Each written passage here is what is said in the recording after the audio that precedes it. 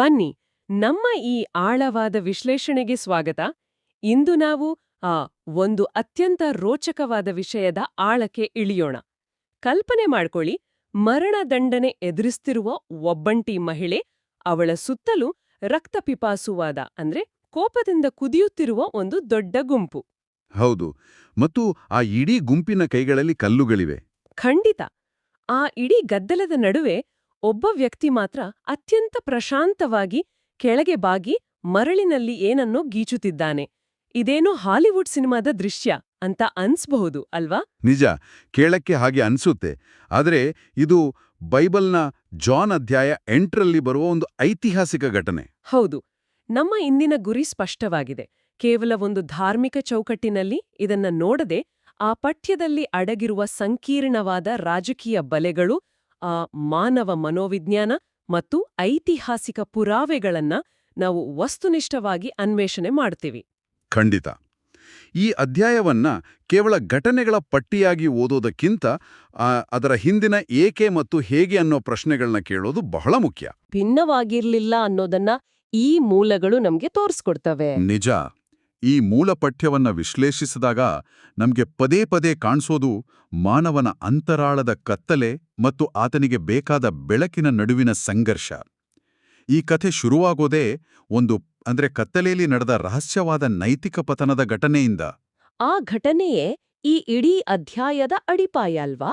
ಅಧ್ಯಾಯದ ಶುರುವಿನಲ್ಲಿ ವ್ಯಭಿಚಾರದಲ್ಲಿ ಸಿಕ್ಕಿಬಿದ್ದ ಒಬ್ಬ ಮಹಿಳೆಯನ್ನ ಧಾರ್ಮಿಕ ಮುಖಂಡರು ಜೀಸಸ್ ಮುಂದೆ ಎಳೆತರ್ತಾರೆ. ಹೌದು. ಮೇಲ್ನೋಟಕ್ಕೆ ಇದೊಂದು ನೈತಿಕತೆಯ ಪ್ರಶ್ನೆಯಂತೆ ಅಥವಾ ಕಾನೂನು ಪಾಲನೆಯ ವಿಷಯದಂತೆ ಕಾಣ್ತೆ. ಆದ್ರೆ ನಾವು ಮೂಲಗಳನ್ನ ಆಳವಾಗಿ ಓದಿದಾಗ ಇದೊಂಥರ ಇಂದಿನ ಕಾಲದ ಮಾಧ್ಯಮಗಳು ಬಳಸುವ ಉರುಳು ಬೀಳಿಸುವ ತಂತ್ರದಂತೆ ಕಾಣುತ್ತೆ. ನೀವ್ ಹೇಳೋದು ಸರಿಯಾಗಿದೆ. ಉದ್ದೇಶಪೂರ್ವಕವಾಗಿ ಸಾರ್ವಜನಿಕವಾಗಿ ಮುಜುಗರಕ್ಕೀಡು ಮಾಡುವ ಅಥವಾ ಬಲೆಗೆ ಬೀಳಿಸುವ ಪ್ರಯತ್ನವಿದು. ಈ ಘಟನೆಯ ಹಿಂದಿನ ರಾಜಕೀಯ ಇಕ್ಕಟ್ಟು ನಾವು ಅನ್ಕೊಂಡಿರೋದಕ್ಕಿಂತ ದಟ್ಟವಾಗಿದೆ. ಓ, ಅಂದ್ರೆ ಇದರಲ್ಲಿ ದೊಡ್ಡ ರಾಜಕೀಯ ಪಿತೂರಿ ಇತ್ತಾ? ಖಂಡಿತ ಇತ್ತು. ನಮ್ಮ ಐತಿಹಾಸಿಕ ಮೂಲಗಳ ಪ್ರಕಾರ ಆ ಸಮಯದಲ್ಲಿ ಇಸ್ರೇಲ್ ಪ್ರದೇಶ ಸಂಪೂರ್ಣವಾಗಿ ರೋಮನ್ ಸಾಮ್ರಾಜ್ಯದ ಮಿಲಿಟರಿ ಆಡಳಿತದ ಅಧೀನದಲ್ಲಿತ್ತು. ಈ ಕಾಲಘಟ್ಟದಲ್ಲಿ ರೋಮನ್ ಆಡಳಿತ ಯಹೂದಿಗಳಿಂದ ಮರಣದಂಡನೆ ವಿಧಿಸುವ ಕಾನೂನುಬದ್ಧ ಹಕ್ಕನ್ನ ಕಸಿದುಕೊಂಡಿತ್ತು. ಇದನ್ನ ಇತಿಹಾಸದಲ್ಲಿ ಜಸ್ ಗ್ಲಾಡಿಯಾಯ್ ಅಂದ್ರೆ ಕತ್ತಿಯ ಹಕ್ಕು ಅಂತ ಕರೀತಾರೆ. ಒಂದು ನಿಮಿಷ, ಅಂದ್ರೆ ಸಾವು ನೀಡುವ ಪರಮಾಧಿಕಾರ ಕೇವಲ ರೋಮನ್ ಗವರ್ನರ್ಗೆ ಮಾತ್ರ ಇತ್ತಾ? ಹೌದು, ನಿಖರವಾಗಿ ಅದೇ ಇಲ್ಲಿನ ಅತಿದೊಡ್ಡ ತಿರುವು. ಅಂದ್ರೆ ಆ ಮಹಿಳೆಯ ವಿಚಾರಣೆಯ ನೆಪದಲ್ಲಿ ಅವರು ಜೀಸಸ್ನನ್ನು ಒಂದು ಭಾರೀ ದೊಡ್ಡ ರಾಜಕೀಯ ಇಕ್ಕಟ್ಟಿಗೆ ಸಿಲುಕಿಸುತ್ತಿದ್ರು ಅಂತಾಯ್ತು. ಹೌದು. ಒಂದು ವೇಳೆ ಜೀಸಸ್ ಆ ಮಹಿಳೆಯನ್ನ ಬಿಡುಗಡೆ ಮಾಡಿ ಅಂತ ಹೇಳಿದ್ರೆ ಆತ ಯಹೂದಿಗಳ ಹಳೆಯ ಮೋಸೆಸ್ನ ಕಾನೂನಿನ ಉಲ್ಲಂಘನೆ ಮಾಡಿದಂತಾಗ್ತಿತ್ತು. ಹೌದು, ಮತ್ತು ಒಂದು ವೇಳೆ ಯಹೂದಿ ಕಾನೂನಿನ ಪ್ರಕಾರ ಆಕೆಯನ್ನ ಕಲ್ಲೆಸೆದು ಕೊಲ್ಲಲು ಹೇಳಿದ್ರೆ ಅದು ನೇರವಾಗಿ ರೋಮನ್ ಕಾನೂನಿನ ವಿರುದ್ಧ ದಂಗೆ ಎದ್ದಂತೆ ಆಗ್ತಿತ್ತು. ಎತ್ತ ಹೋದ್ರೂ ಅಪಾಯ ತಪ್ಪಿದ್ದಲ್ಲ. ಖಂಡಿತ. ಈ ನಿರ್ದಿಷ್ಟ ಬಿಕ್ಕಟ್ಟಿನಲ್ಲಿ ಸಿಲುಕಿಸಿ ಆತನನ್ನ ರಾಜಕೀಯವಾಗಿ ಅಥವಾ ಧಾರ್ಮಿಕವಾಗಿ ಮುಗಿಸ್ಬಿಡುವ ಸ್ಪಷ್ಟ ಪ್ರಯತ್ನ ಇದಾಗಿತ್ತು. ರೋಮನ್ರ ಕಣ್ಣಲ್ಲಿ ಬಂಡುಕೋರ ಅಥವಾ ಯಹೂದಿಗಳ ಕಣ್ಣಲ್ಲಿ ಧರ್ಮದ್ರೋಹಿ, ಇದೊಂದು ಪರಿಪೂರ್ಣವಾದ ರಾಜಕೀಯ ಬಲೆ. ಎಂಥ ಭೀಕರವಾದ ಧರ್ಮ ಸಂಕಟ ನೋಡಿ. ಇಂಥ ಸಂದರ್ಭದಲ್ಲಿ ಯಾರೇ ಆದರೂ ಬೆವತೋಗ್ತಾರೆ ಅಥವಾ ಗಲಿಬಿಲಿಯಿಂದ ಏನಾದರೂ ಬಾಯಿಗೆ ಬಂದಿದ್ದು ಹೇಳ್ಬಿಡ್ತಾರೆ. ನಿಜ. ಆದ್ರೆ ಜೀಸಸ್ ಈ ಸಮಯದಲ್ಲಿ ಆತುರ ಪಡದೆ ಕೆಳಗೆ ಬಾಗಿ ನೆಲದ ಮೇಲೆ ಅಂದ್ರೆ ಮರಳಿನಲ್ಲಿ ಗೀಚಲು ಆರಂಭಿಸ್ತಾರೆ. ಇದು ನಡೆಗೆ ಬಹಳ ಆಶ್ಚರ್ಯ ತಂದಿತು. ಹೌದು, ಇದು ಬಹಳ ಕುತೂಹಲಕಾರಿಯಾದ ನಡೆ. ಆತ ಭಯದಿಂದ ತಲೆ ಬಗ್ಗಿಸಿರಬಹುದೇ ಅಥವಾ ತನಗೆ ಉತ್ತರ ಹೊಳೆಯುವವರೆಗೂ ಸಮಯ ಕಳೆಯಲು ಹಾಗೆ ಮಾಡಿರಬಹುದೇ? ಜೀವನ್ಮರಣದ ಪ್ರಶ್ನೆ ಎದುರಿರುವಾಗ ಯಾರಾದ್ರೂ ಮರಳಿನಲ್ಲಿ ಗೀಚುತ್ತಾರೆಯಾ? ಈ ಪ್ರಶ್ನೆಗೆ ಉತ್ತರ ಕಂಡುಕೊಳ್ಬೇಕು ಅಂದ್ರೆ ನಾವು ಪ್ರಾಚೀನ ಮೆಡಿಟರೇನಿಯನ್ ಸಂಸ್ಕೃತಿಯ ಮನೋವಿಜ್ಞಾನವನ್ನ ಅರ್ಥ ಮಾಡ್ಕೊಳ್ಬೇಕು. ಇಲ್ಲಿ ಜಾನ್ ಜೆ ಪಿಲ್ಚನ್ ಸಾಂಸ್ಕೃತಿಕ ಮಾನವಶಾಸ್ತ್ರಜ್ಞರ ಸಂಶೋಧನೆ ಬಹಳ ಮುಖ್ಯವಾಗುತ್ತೆ. ಓ, ಅವರೇನ್ ಹೇಳ್ತಾರೆ? ಆ ಕಾಲದ ಮೆಡಿಟರೇನಿಯನ್ ಸಂಸ್ಕೃತಿಯಲ್ಲಿ ರೈತರು ಮತ್ತು ಜನಸಾಮಾನ್ಯರು ವಿಪರೀತ ಒತ್ತಡದಲ್ಲಿದ್ದಾಗ, ನಿರಾಶೆಗೊಂಡಾಗ ಅಥವಾ ಉದ್ವಿಗ್ನ ಪರಿಸ್ಥಿತಿಯನ್ನ ಎದುರಿಸುವಾಗ ನೆಲದ ಮೇಲೆ ಗೀಚುವುದು ಅತ್ಯಂತ ಸಾಮಾನ್ಯವಾದ ಅಭ್ಯಾಸವಾಗಿತ್ತು. ಓ, ಇದೊಂದು ರೀತಿಯ ಭಾವನಾತ್ಮಕ ನಿಯಂತ್ರಣದ ತಂತ್ರ ಅಂತಾನಾ? ಖಂಡಿತ. ಜೀಸಸ್ ಆ ಮೂಲಕ ತಮ್ಗೆ ಸಮಯ ಪಡ್ಕೊಂಡದಲ್ಲದೆ ಆ ಗುಂಪಿನ ಆವೇಶವನ್ನ, ಆ ಕೋಪದ ತಾಪಮಾನವನ್ನ ತಣ್ಣಗಾಗಿಸಿದರು. ಗುಂಪಿನ ಕಣ್ಣಿನ ಸಂಪರ್ಕವನ್ನ ಕಡಿದು ಹಾಕಿ ಸನ್ನಿವೇಶದ ನಿಯಂತ್ರಣವನ್ನ ತಮ್ಮ ಕೈಗೆ ತೆಗೆದುಕೊಂಡ್ರು. ಆ ಮೌನವೇ ಒಂದು ದೊಡ್ಡ ಅಸ್ತ್ರವಾಯಿತು ಅಂತ ಹೇಳ್ಬೋದು. ಆಮೇಲೆ ಬರುವ ಆ ಒಂದು ಪ್ರಸಿದ್ಧ ಮಾತು, ನಿಮ್ಮಲ್ಲಿ ಪಾಪ ಮಾಡದವನು ಮೊದಲು ಈಕೆಯ ಮೇಲೆ ಕಲ್ಲೆಸೇಲಿ ಅನ್ನೋದು. ಹೌದು, ಇದು ಇಡೀ ಗುಂಪಿನ ಮನಸ್ಥಿತಿಯನ್ನೇ ಬುಡಮೇಲು ಮಾಡಿಬಿಡುತ್ತೆ. ಗುಂಪಿನಲ್ಲಿದ್ದ ಪ್ರತಿಯೊಬ್ಬನ ಅಂತರಂಗದ ಕನ್ನಡಿಯನ್ನೇ ಆತ ಅವರ ಎದುರು ಹಿಡಿದುಬಿಟ್ಟ. ನಿಜ. ಆ ಒಂದು ಮಾತು ಪ್ರತಿಯೊಬ್ಬರ ಆತ್ಮಸಾಕ್ಷಿಯನ್ನ ಹೇಗೆ ಬಡಿದೆಬ್ಬಿಸಿತು ಅನ್ನೋದು ಗಮನಾರ್ಹ. ಮೂಲಗಳ ಪ್ರಕಾರ ವಯಸ್ಸಾದ ಹಿರಿಯರಿಂದ ಆರಂಭಿಸಿ ಕಿರಿಯರವರೆಗೆ ಪ್ರತಿಯೊಬ್ಬರೂ ತಮ್ಮ ತಮ್ಮ ತಪ್ಪುಗಳ ಅರಿವಾಗಿ ಅಲ್ಲಿಂದ ಮೌನವಾಗಿ ಜಾರಿಕೊಳ್ತಾರೆ.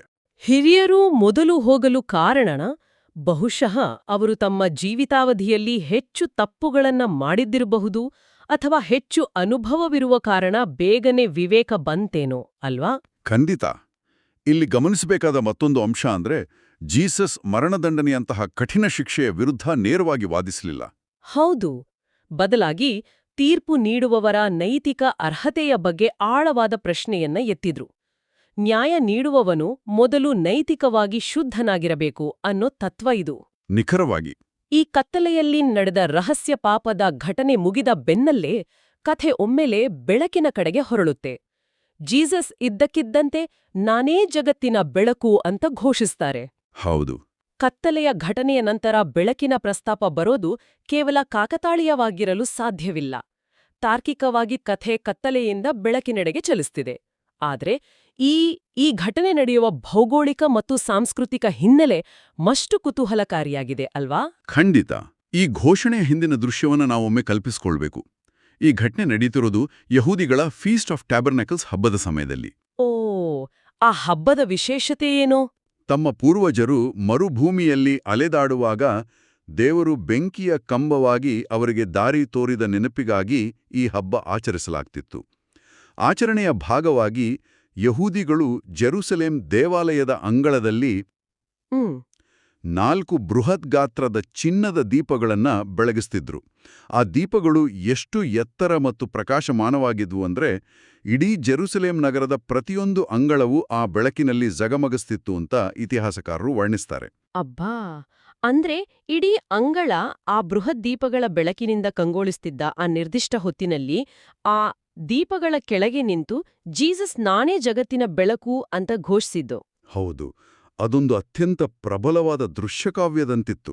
ಮರುಭೂಮಿಯಲ್ಲಿ ದಾರಿ ತೋರಿದ ಆ ಪ್ರಾಚೀನ ಬೆಳಕು ನಾನೇ ಅಂತ ಆತ ಹೇಳ್ತಿದ್ದ.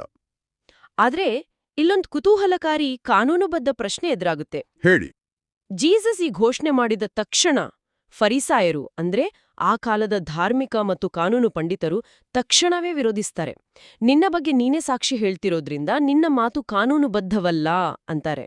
ನಾನೇನಾದ್ರೂ ನ್ಯಾಯಾಲಯದಲ್ಲಿ ನಿಂತು ನಾನೇ ಸತ್ಯವಂತ ಅಂತ ನನ್ನ ಪರವಾಗಿ ನಾನೇ ವಾದಿಸಿದ್ರೆ ಯಾವ ನ್ಯಾಯಾಧೀಶರೂ ಒಪ್ಪೋದಿಲ್ಲ. ಆ ದೃಷ್ಟಿಯಲ್ಲಿ ಫರಿಸಾಯರು ಕೇಳಿದ ಪ್ರಶ್ನೆ ತರ್ಕಬದ್ಧವಾಗಿಯೇ ಇದೆಯಲ್ವಾ? ಖಂಡಿತ. ನ್ಯಾಯಾಲಯದ ದೃಷ್ಟಿಯಲ್ಲಿ ಫರಿಸಾಯರ ಆಕ್ಷೇಪಣೆ ಸಂಪೂರ್ಣವಾಗಿ ಸಮರ್ಥನೀಯವಾಗಿತ್ತು. ಯಹೂದಿಗಳ ಧರ್ಮೋಪದೇಶ ಕಾಂಡದ 17ನೇ ಅಧ್ಯಾಯದ ಪ್ರಕಾರ ಯಾವುದೇ ಅಪರಾಧ ಅಥವಾ ಸಾಕ್ಷ್ಯವನ್ನ ಸಾಬೀತುಪಡಿಸಲು ಕನಿಷ್ಠ 2 ಸಾಕ್ಷಿಗಳ ಕಡ್ಡಾಯ ನಿಯಮವಿತ್ತು. ಒಬ್ಬ ವ್ಯಕ್ತಿಯ ಸಾಕ್ಷ್ಯವನ್ನ ಎಂದಿಗೂ ಗಣನೆಗೆ ತಗೊಳ್ತಾ ಇರಲಿಲ್ಲ. ಅಂದ್ರೆ ಫರಿಸಾಯರು ಜೀಸಸ್ನನ್ನು ಇದೇ ಲೌಕಿಕ ಕಾನೂನಿನ ಚೌಕಟ್ಟಿನಲ್ಲಿ ಬಂಧಿಸಲು ನೋಡಿದ್ರು. ಹೌದು. ಆದ್ರೆ ಜೀಸಸ್ ಈ ಭೌತಿಕ ಕಾನೂನಿನ ಚೌಕಟ್ಟನ್ನ ಮೀರಿ ನಿಲ್ತಾರೆ. ಅವರು ತಮ್ಮ ಮತ್ತು ತಮ್ಮನ್ನು ಕಳುಹಿಸಿದ ದೇವರ ಸಾಕ್ಷಿಯನ್ನ ನೀಡ್ತಾರೆ. ಓ, ಅಂದ್ರೆ ಅದು ದೈವಿಕ ಅಧಿಕಾರದ ಪ್ರತಿಪಾದನೆ. ನಿಖರವಾಗಿ. ತಾನು ಸೂರ್ಯ ಅಂತ ಸಾಬೀತುಪಡಿಸಲು ಬೇರೊಂದು ದೀಪದ ಸಾಕ್ಷಿ ಅಗತ್ಯ ಇಲ್ವಲ್ವಾ? ಬೆಳಕು ಸ್ವಯಂ ಪ್ರಕಾಶಿತವಾಗಿರುತ್ತೆ. ಕತ್ತಲೆಯಲ್ಲಿರುವ ವಸ್ತುವನ್ನು ನೋಡಲು ನಮಗೆ ಬೆಳಕು ಬೇಕು. ಆದರೆ ಬೆಳಕನ್ನು ನೋಡಲು ಮತ್ತೊಂದು ಬೆಳಕು ಬೇಕಿಲ್ಲ. ವಾವ್, ಸೂರ್ಯನಿಗೆ ಬೇರೆ ದೀಪದ ಸಾಕ್ಷಿ ಬೇಕಿಲ್ಲ ಅನ್ನೋ ರೂಪಕ ನಿಜಕ್ಕೂ ಅದ್ಭುತ. ಆದ್ರೆ ಇದಾದ ನಂತರ ನಡೆಯುವ ಸಂಭಾಷಣೆಗಳು ಒಂದ್ರೀತಿ ಭಾರಿ ದೊಡ್ಡ ಸಂವಹನದ ಕಂದಕವನ್ನ ಸೃಷ್ಟಿಸ್ತವೆ. ಹೌದು, ಅದೊಂದು ಕಮ್ಯುನಿಕೇಷನ್ ಗ್ಯಾಪ್. ಮೂಲ ಪಠ್ಯದಲ್ಲಿ ಗಮನಿಸಿದ್ರೆ 2 ವ್ಯಕ್ತಿಗಳು 2 ಬೇರೆ ಬೇರೆ ರೇಡಿಯೋ ಫ್ರೀಕ್ವೆನ್ಸಿಗಳಲ್ಲಿ ಮಾತನಾಡುತ್ತಿರುವಂತೆ ಭಾಸವಾಗತ್ತೆ. ಜೀಸಸ್ ನಾನು ಹೋಗುವಲ್ಲಿಗೆ ನೀವು ಬರಲಾರರಿ ಅಂದಾಗ ಯಹೂದಿಗಳು ಆತ ಆತ್ಮಹತ್ಯೆ ಮಾಡಿಕೊಳ್ಳುತ್ತಾನೆಯಾ ಅಂತ ಯೋಚಿಸ್ತಾರೆ. ಒಬ್ರು ಆಕಾಶದತ್ತ ನೋಡ್ತಿದ್ರೆ ಮತ್ತೊಬ್ರು ಪಾತಾಳದತ್ತ ನೋಡ್ತಿರುವಂತೆ ಕಾಣುತ್ತೆ.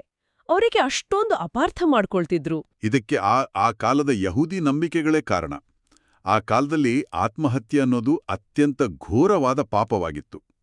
ಯಾರು ತಮ್ಮ ಪ್ರಾಣವನ್ನ ತಾವೇ ತೆಗೆದುಕೊಳ್ಳುತ್ತಾರೋ ಅವರು ನರಕದ ಅತ್ಯಂತ ಆಳವಾದ ಮತ್ತು ಕತ್ತಲಾದ ಭಾಗಕ್ಕೆ ಹೋಗ್ತಾರೆ ಅಂತ ಇತಿಹಾಸಕಾರ ಜೋಸೆಫಸ್ ದಾಖಲಿಸಿದ್ದಾರೆ.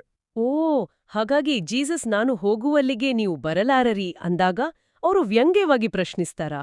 ಹೌದು, ನಾವು ನರಕಕ್ಕೆ ಹೋಗುವುದಿಲ್ಲ, ಹಾಗಾಗಿ ಆತ ಆತ್ಮಹತ್ಯೆ ಮಾಡಿಕೊಂಡು ನರಕಕ್ಕೆ ಹೋಗ್ತಾನಾ ಅಂತ ಫರಿಸಾಯರು ಅಂದುಕೊಳ್ಳುತ್ತಾರೆ.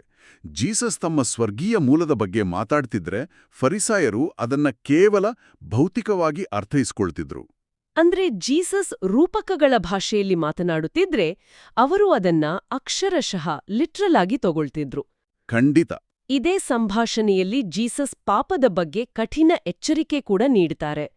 ನೀವು ನಿಮ್ಮ ಪಾಪಗಳಲ್ಲೇ ಸಾಯುವಿರಿ ಅಂತಾರೆ.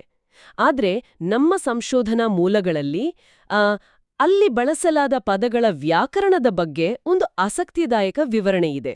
ಹೌದು, ವ್ಯಾಕರಣದ ವ್ಯತ್ಯಾಸ ಈ ಚರ್ಚೆಯ ಅತ್ಯಂತ ನಿರ್ಣಾಯಕ ಅಂಶ. ಈ ವ್ಯಾಕರಣದ ವ್ಯತ್ಯಾಸ ಈ ಇಡೀ ಪಠ್ಯದ ಅರ್ಥವನ್ನೇ ಬದಲಾಯಿಸುತ್ತೆ ಅಲ್ವಾ? ಖಂಡಿತ. ಗ್ರೀಕ್ ಮೂಲಪಠ್ಯವನ್ನ ಆಳವಾಗಿ ವಿಶ್ಲೇಷಿಸಿದ್ರೆ ಪಾಪ ಅನ್ನೋ ಪದ ಏಕವಚನದಲ್ಲಿ ಮತ್ತು ಪಾಪಗಳು ಅನ್ನೋ ಪದ ಬಹುವಚನದಲ್ಲಿ ಬಳಕೆಯಾಗಿದೆ. ಜೀಸಸ್ ನೀವು ನಿಮ್ಮ ಪಾಪದಲ್ಲಿ ಸಾಯುವಿರಿ ಅಂತ ಏಕವಚನದಲ್ಲಿ ಹೇಳ್ತಾರೆ, ಆಮೇಲೆ ನಿಮ್ಮ ಪಾಪಗಳಲ್ಲಿ ಸಾಯುವಿರಿ ಅಂತ ಬಹುವಚನದಲ್ಲಿ ಹೇಳ್ತಾರೆ. ಒಂದು ನಿಮಿಷ, ಏಕವಚನ ಮತ್ತು ಬಹುವಚನದ ಪಾಪದ ನಡುವೆ ಏನು ವ್ಯತ್ಯಾಸ? ಬಹಳ ಸೂಕ್ಷ್ಮವಾದ ವ್ಯತ್ಯಾಸ ಇದೆ. ಏಕವಚನದ ಪಾಪ ಅಂದ್ರೆ ಮೂಲಭೂತ ನಂಬಿಕೆಯಿಲ್ಲದಿರುವುದು, ಸತ್ಯವನ್ನು ಗುರುತಿಸಲು ವಿಫಲವಾಗುವುದೋ ಅಥವಾ ದೈವಿಕ ಬೆಳಕಿನಿಂದ ಸಂಪರ್ಕ ಕಳೆದುಕೊಳ್ಳುವುದು. ಇದೊಂದು ರೀತಿಯ ಬೇರು ಇದ್ದಂತೆ.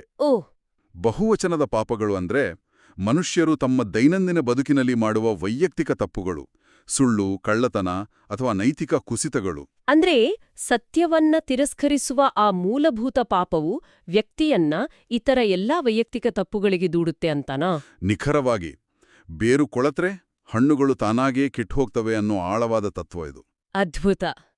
ಈ ತಾರ್ಕಿಕ ಚರ್ಚೆಯ ಬೆನ್ನಲ್ಲೇ ಬರುವ ಘೋಷಣೆ ಇಡೀ ಅಧ್ಯಾಯದ ಅತೀ ದೊಡ್ಡ ಸ್ಫೋಟ. ಜೀಸಸ್ ಐ ಆಮ್ ಅಥವಾ ನಾನು ಆಗಿದ್ದೇನೆ ಅನ್ನೋ ಪದಗಳನ್ನ ಬಳಸ್ತಾರೆ. ಹೌದು. ಕೇಳೋದಿಕ್ಕೆ ಇದು ಕೇವಲ ಸಾಧಾರಣ ವಾಕ್ಯದಂತೆ ಕಾಣುತ್ತೆ. ನಾನು ಯಾರು ಅಂತ ನೀವು ಹುಡುಕ್ತಿದ್ದೀರೋ ಆ ವ್ಯಕ್ತಿ ನಾನೇ ಅಂತ ಸಾಮಾನ್ಯವಾಗಿ ಹೇಳಿರ್ಬಾರ್ದೇಕೆ? ಇದನ್ನಕ್ಕೆ ಅಷ್ಟೊಂದು ದೊಡ್ಡ ವಿಷಯವಾಗಿ ಬಿಂಬಿಸಲಾಗ್ತದೆ. ನೋಡಿ, ಮೇಲ್ನೋಟಕ್ಕೆ ಇದು ಕೇವಲ ಒಂದು ವಾಕ್ಯದಂತೆ ಕಂಡ್ರೂ ಗ್ರೀಕ್ ಭಾಷೆಯಲ್ಲಿ ಬಳಸಲಾದ ಇಗೋ ಏಮಿ ಅನ್ನೋ ಪದದ ಹಿಂದಿನ ಸಾಂಸ್ಕೃತಿಕ ಮತ್ತು ಐತಿಹಾಸಿಕ ತೂಕ ಊಹಾತೀತವಾದದ್ದು. ಓಹೋ. ಹಳೆಯ ಒಡಂಬಡಿಕೆ ಎಕ್ಸೋಡಸ್ ಪುಸ್ತಕದಲ್ಲಿ ಮರುಭೂಮಿಯಲ್ಲಿ ಉರಿಯುವ ಪೊದೆಯ ಅಂದ್ರೆ ಬರ್ನಿಂಗ್ ಬುಷ್ ಬಳಿ ದೇವ್ರು ಮೋಶೆಗೆ ತನ್ನನ್ನ ಪರಿಚಯಿಸಿಕೊಂಡದ್ದು ಇದೇ ವಾಕ್ಯದಿಂದ. ನಾನು ಇರುವವನಾಗಿದ್ದೇನೆ ಅಂತ ದೇವ್ರು ಹೇಳುವ ವಾಕ್ಯ. ಖಂಡಿತ. ಯಹೂದಿರಿಗೆ ದೇವರ ಹೆಸರು ಎಷ್ಟು ಪವಿತ್ರವಾಗಿತ್ತು ಅಂದ್ರೆ ಅವರು ಆ ಹೆಸರನ್ನ ಉಚ್ಚರಿಸಲೂ ಹೆದರುತ್ತಿದ್ದರು. ಅಬ್ಬಾ. ಅಂಥ ಅತ್ಯಂತ ಪವಿತ್ರವಾದ ದೈವಿಕ ಅಸ್ತಿತ್ವವನ್ನು ಸೂಚಿಸುವ ಹೆಸರನ್ನ ಜೀಸಸ್ ತಮಗೆ ಅನ್ವಯಿಸಿಕೊಳ್ಳುವ ಮೂಲಕ ಯಹೂದಿಗಳಿಗೆ ಅರಗಿಸಿಕೊಳ್ಳಲಾಗದ ದೈವಿಕ ಘೋಷಣೆಯನ್ನ ಮಾಡಿದರು. ಅಂದ್ರೆ ಆ ಕಾಲದ ಯಹೂದಿ ನಾಯಕರ ಪ್ರಕಾರ ಇದು ಕೇವಲ ಮಾತಲ್ಲ, ಅಕ್ಷರಶಃ ದೇವನಿಂದೆ ಆಗಿತ್ತು ಅಂತಾಯ್ತು. ಹೌದು, ಖಂಡಿತ. ಅದಕ್ಕಾಗಿಯೇ ಅವರು ತಕ್ಷಣವೇ ಆತನ ಮೇಲೆ ಎಸೆಯಲು ಕಲ್ಲುಗಳನ್ನೇ ಎತ್ತಿಕೊಳ್ತಾರೆ. ಈಗ ನನಗೆ ಆ ಸನ್ನಿವೇಶದ ತೀವ್ರತೆ ಸಂಪೂರ್ಣವಾಗಿ ಅರ್ಥವಾಗ್ತಿದೆ. ಕೇವಲ 2 ಪದಗಳು ಇಡೀ ವ್ಯವಸ್ಥೆಯನ್ನೇ ಬೆಚ್ಚಿಬೀಳ್ಸಿದ್ದವು. ಇದು ನಮ್ಮನ್ನ ಈ ಚರ್ಚೆಯ ಮತ್ತೊಂದು ಕುತೂಹಲಕಾರಿ ಘಟ್ಟಕ್ಕೆ ತಂದು ನಿಲ್ಲಿಸುತ್ತೆ. ಹೌದು. ಜೀಸಸ್ ತಮ್ಮ ಭವಿಷ್ಯದ ಬಗ್ಗೆ ಮಾತನಾಡ್ತಾ ಹೇಳ್ತಾರೆ, ಮನುಷ್ಯಕುಮಾರನನ್ನು ಎತ್ತಲ್ಪಟ್ಟಾಗ ನಾನಾರೆಂದು ನೀವು ಅರಿಯುವಿರಿ ಅಂತ. ಇಲ್ಲಿ ಎತ್ತಲ್ಪಡುವುದು ಎನ್ನುವ ಪದದ ಹಿಂದಿನ ಮರ್ಮವೇನು? ಶಿಲುಬೆಗೆ ಏರಿಸುವುದನ್ನೇ ಅವರು ಎತ್ತಲ್ಪಡುವುದು ಅಂತ ಕರೀತಾ ಇದ್ದಾರಾ? ಖಂಡಿತ. ಆದ್ರೆ ಶಿಲುಬೆಗೇರಿಸುವಂಥ ಅತ್ಯಂತ ಘೋರ, ಅವಮಾನಕರ ಮತ್ತು ನೋವಿನ ಮರಣವನ್ನ ಒಂದು ರೀತಿಯ ರಾಜ್ಯಾಭಿಷೇಕ ಅಥವಾ ಮನ್ನಣೆ ಅಂತ ಹೇಗೆ ತಾನೇ ಬಣ್ಣಿಸಲು ಸಾಧ್ಯ? ಇದೊಂದು ಅದ್ಭುತವಾದ ವಿರೋಧಾಭಾಸ.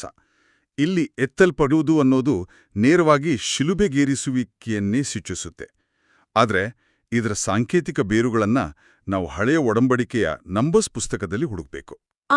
ಮರುಭೂಮಿಯಲ್ಲಿ ಇಸ್ರೇಲಿಯರು ವಿಷಸರ್ಪಗಳಿಂದ ಕಚ್ಚಿಕೊಂಡು ಸಾಯ್ತಿದ್ದ ಕಥೆನಾ? ಹೌದೌದು. ಅವರನ್ನು ಉಳಿಸಲು ಮೋಶೆ ಕಂಚಿನ ಸರ್ಪವನ್ನ ಕಂಬದ ಮೇಲೆ ಎತ್ತಿ ಹಿಡಿತಾನೆ. ಆ ಎತ್ತಲ್ಪಟ್ಟ ಸರ್ಪವನ್ನ ನೋಡಿದವರು ಸಾವಿನಿಂದ ಬದುಕೊಳ್ತಾರೆ. ಓ, ಅದೇ ರೀತಿ ಶಿಲುಬೆ ಮೇಲೆ ಎತ್ತಲ್ಪಟ್ಟವನು ಜೀವವನ್ನ ನೀಡುತ್ತಾನೆ ಅನ್ನೋದು ಇದರ ತಾತ್ಪರ್ಯ ಅಲ್ವಾ? ನಿಖರವಾಗಿ.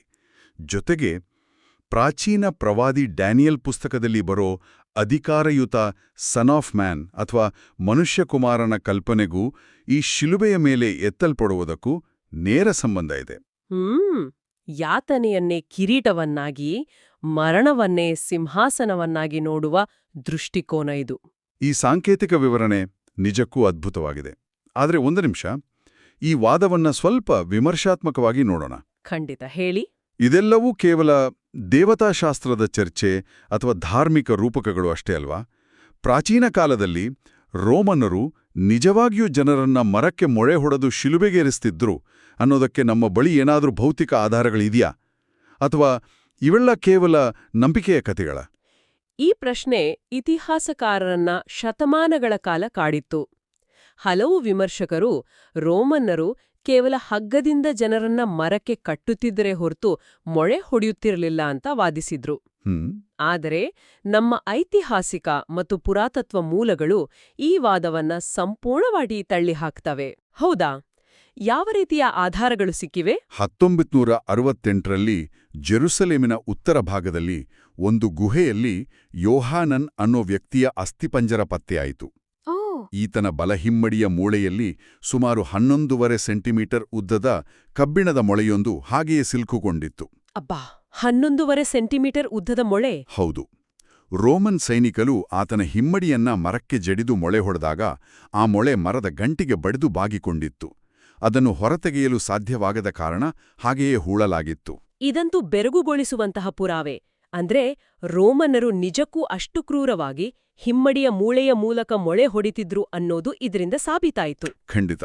ಇದು ಮೊದಲನೇ ಶತಮಾನದ ರೋಮನ್ ಶಿಲುಬೆಗೇರಿಸುವಿಕೆಯ ಕ್ರೌರ್ಯಕ್ಕೆ ಸಿಕ್ಕ ಅತ್ಯಂತ ಭದ್ರವಾದ ಭೌತಿಕ ಸಾಕ್ಷ್ಯ. ಬೇರೆ ಏನಾದ್ರೂ ಲಿಖಿತ ಆಧಾರಗಳಿವೆಯಾ? ಹೌದು.